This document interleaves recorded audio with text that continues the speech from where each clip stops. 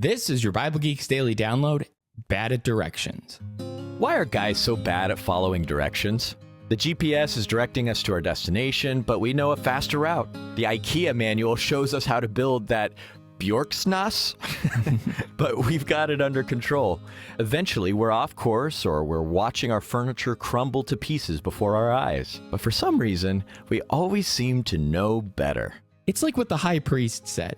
You know nothing at all, nor do you understand that it is better for you that one man should die for the people, not that the whole nation should perish. John chapter 11, verse 49 through 50. People started to believe in this Jesus of Nazareth. They saw him call the dead from the grave, and they couldn't deny his claim to be the Son of God. Meanwhile, the religious leaders feared that the people's uprising would cause Rome to step in and rip away their position of power. How would they silence Jesus and win back the hearts of the people? Their answer? Kill him. They plotted and schemed together to end Jesus' life, but little did they know, they were actually accomplishing God's eternal plan.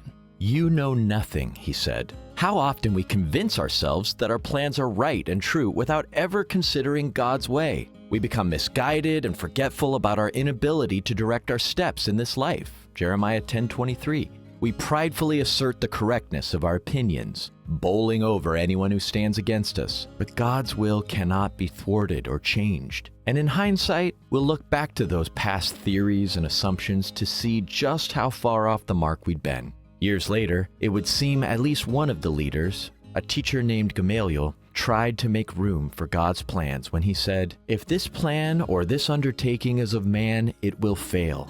But if it is of God, you will not be able to overthrow them." Acts 5, verses 38 to 39.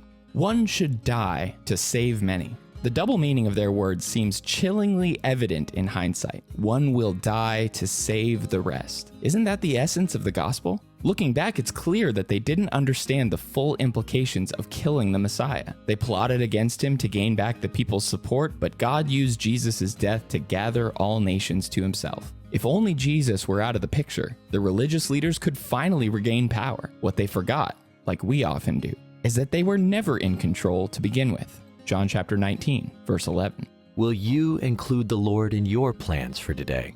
Are you willing to prayerfully and humbly follow his instructions? May the Lord guide our hearts and minds and defeat us when we start to stray from the narrow path.